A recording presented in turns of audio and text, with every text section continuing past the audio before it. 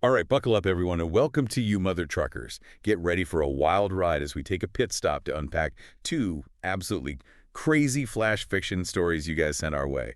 We're talking about those moments in life when you think you know what's going to happen, and bam, the universe throws you a major curveball. Totally. And these two stories really dig into that. We've got one that takes the classic magical fix-it trope and flips it on its head, making us laugh along the way. And another that dives into the messy world of viral fame when a grand romantic gesture goes totally off the rails. Exactly. So first up, we're hitting the gas on magic mishaps. And this one really had us thinking, like, what happens when your magical solution isn't exactly, top tier, when it's more like bargain bin magic than all-powerful sorcery? Mm. We're going to try to figure out what this quirky tale tells us about trying to fix problems and those crazy unintended consequences that can pop up. Right on, and then we'll slam on the brakes and switch gears to humiliation. This one plunges headfirst into what happens after a romantic gesture goes so wrong it becomes a public spectacle. But here's the thing. This story shows how sometimes even the most embarrassing moments can morph into something totally unexpected, even leading to fame. Yeah, we'll get to that. Okay, so let's hit the nitrous and jump right into magic mishaps. The story starts with a classic schoolyard bullying situation. We meet Becky and Emily, who are dealing with Derek, the self-proclaimed king of the wedgies. And, most of us would probably think, okay, time for a trip to the principal's office, but these two have a different plan brewing. Absolutely, and that's where the story throws the first curveball. Instead of a normal solution, they decide to go the magical route. Enter a mail-order spellbook titled Mystical Wonders on a Budget. Yeah. I mean, right there, the title's a huge clue. We're not talking about some epic high fantasy magic. This is more like discount magic with a sprinkle of humor. Oh, totally. And then their enchanter extraordinaire Wilbur arrives, and it gets even funnier. You're probably picturing a wise old Gandalf-like wizard, right? Well, wipe that image from your mind. Wilbur shows up in a tall, pointy hat, rocking a cotton ball beard, and wouldn't you know it, he trips over his staff right out the gate. Talk about a grand entrance. It's so brilliant how the story sets us up with these expectations and then just demolishes them in the funniest way. Yeah. We're primed for a powerful magic wielder, and instead we get this kind of goofy, endearing character. And then to top it off, a book titled 101 Practical Jokes with Poultry falls out of his robes. It's like the universe is screaming, this guy is all about the funny business. It's perfect. Yeah. And his attempts at magic, well, let's just say they're more hilarious than impressive. First, he whips up a love potion, but things go haywire and the whole cafeteria turns neon pink. Imagine walking into that scene. Then there's the fear spell, which backfires spectacularly and sends everyone into a fit of giggles. Not exactly the fear and dread you'd expect. Right. It's like he's more of a slapstick comedian than a fearsome sorcerer. But here's the thing. While all these initial magical mishaps are more funny than dangerous, Becky's request to transform this brute into something harmless during recess takes on a different meaning. You can tell she's genuinely fed up with the bullying and wants a real solution, even if the solution is a bit out there. Yeah, and Wilbur steps up to the plate, or maybe I should say the cauldron. With a wave of his wand, Derek, poof, disappears. And in his place is a frog. Now you'd think this is just a temporary thing, right? A funny little punishment that'll wear off eventually. But nope. The story throws another curveball. Derek's stuck as a frog. And the way Wilbur reacts is just pure gold. He shrugs and says, turns out some folks are nicer as amphibians. It's delivered so casually like it's no big deal. But it totally changes how we see the situation. It's like he's saying, hey, sometimes the universe has its own quirky way of fixing things. It's brilliant. And get this, frog. Derek seems to be loving his new life. The story paints this hilarious picture of him hanging out in the pond, catching flies, chilling with the other frogs, even terrorizing the ducks. It's like he's found his true calling as a miniature agent of chaos.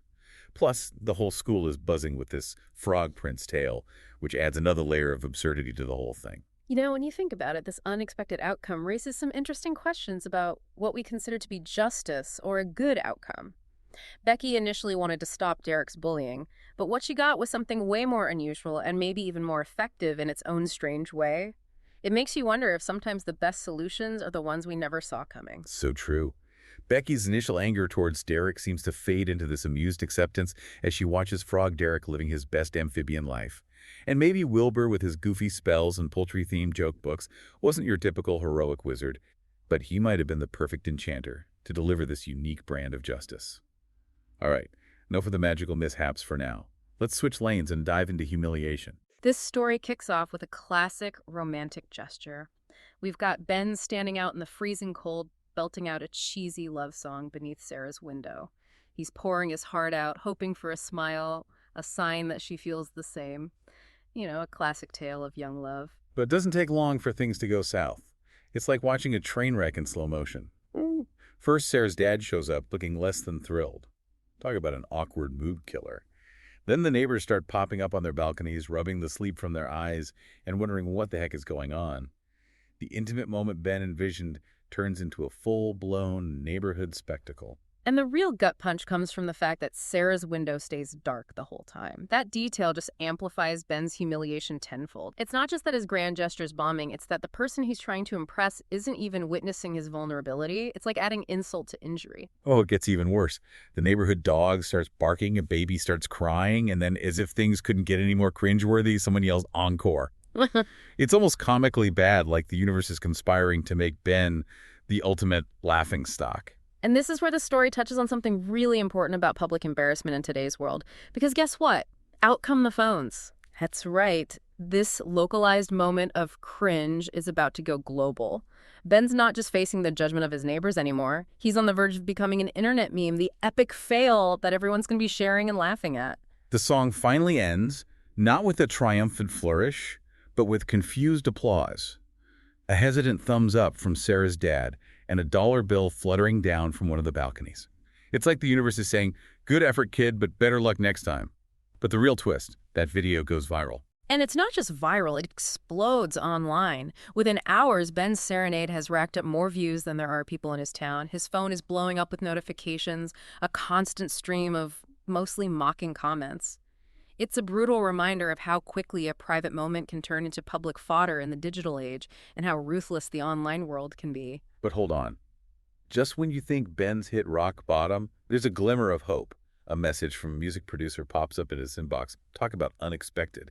Amid all the digital hate comes this tiny possibility, a chance to turn things around. And Ben, driven by a mix of maybe desperation, a sliver of hope, or even just plain spite, decides to answer that call. It's a turning point born from the ashes of his public humiliation. He's at his lowest point, so why not see where this crazy path leads? And this is where the story takes this wild left turn. They take his cringeworthy performance, his shaky vocals, his cheesy lyrics, and turn it into a polished, auto-tuned pop anthem. They even film the music video at the same spot where the original humiliation happened. The irony is thick enough to cut with a knife. And what's fascinating is how they use the authenticity of that original embarrassing performance, even though they're heavily producing and manipulating it. It's like they're tapping into this weird cultural desire for something that feels real, even if it's been carefully manufactured. And the fact that this song climbs the charts and becomes a huge hit, well, that's just the icing on the irony cake. Fast forward, and Ben is living the dream, sort of. His song is everywhere. He's doing late-night talk shows. His bank account is overflowing.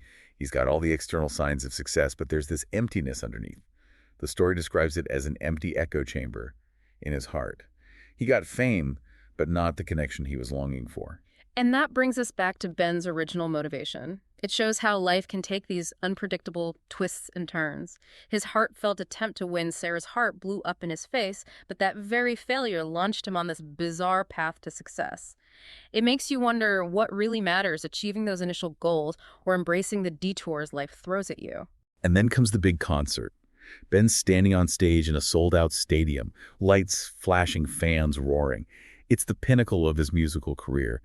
But you can tell he's still holding on to that sliver of hope that maybe, just maybe, Sarah's out there in the crowd. And then that hope shatters. He spots Sarah in the front row, but she's not alone. There's another guy with his arm around her. It's a quiet but devastating confirmation that his romantic pursuit failed. This tiny moment of heartbreak amidst the roar of the crowd. But here's the thing. Ben doesn't crumble. He doesn't let that heartbreak derail him. He takes that pain, that cold ache, and channels it into his performance. It becomes his most powerful performance yet. It's like the humiliation that started it all and the continued sting of rejection are fueling his art. It's a powerful ending showing how even our most painful experiences can transform us. Ben's original goal was to win Sarah over, but what he gained was this unexpected recognition, a different stage born from the public failure of his first attempt. So there you have it. 2 wild pit stops that took us on 2 completely different journeys. In Magic Mishaps, a budget-friendly spell gives us a surprisingly chill, froggy bully. And in Humiliation, A romantic disaster leads to a strange and bittersweet rise to fame. Think about the connections between these two stories. They both explore that gap between what we want and what actually happens. Whether it's searching for a quick magical fix or a spark of romantic connection, life has a way of rewriting our scripts. And maybe the real story isn't about getting what we want, but about navigating those unexpected twists and turns. We hope these flash fiction stories you guys sent in got you thinking. What stood out to you? What other hidden gems did you find in these tales of magic gone wrong and public embarrassment turned upside down? We're always ready for another pit stop filled with your crazy stories. Rate and follow you, mother truckers, for more captivating mysteries from the world of flash fiction.